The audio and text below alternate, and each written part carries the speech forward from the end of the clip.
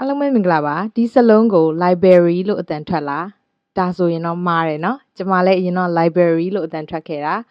အသေးစိတ်ကြည့်မယ်နော်ဒီစလုံးက3 syllables ဖြစ်ပါတယ်အတန်3တန်ပါတယ်အရှည်ဆုံးမှာအတန်ကိုဖိပြီးတော့မှမြင့်ပြီးတော့မှပြောပါတယ်အလယ်မှာ R လေးပါတယ်နော်အဲ့ဒါအတန်ထွက်ကိုထွက်ရတယ် R အတန်မထွက်လို့မရဘူး okay အဲ့ဆိုရင်အတန်အတူတူထွက်ကြည့်အောင် library library ပြန်ပြောမယ်နော် library library ဒါဆိုရင် example sentences လေးကြည့်လိုက်ရအောင်နော် I'm going to the library this afternoon ဒီနေ့နေ့လည်းငါစာကြည့်လိုက်သွားမလို့နောက်တစ်ခုကတော့ the library is so quiet and peaceful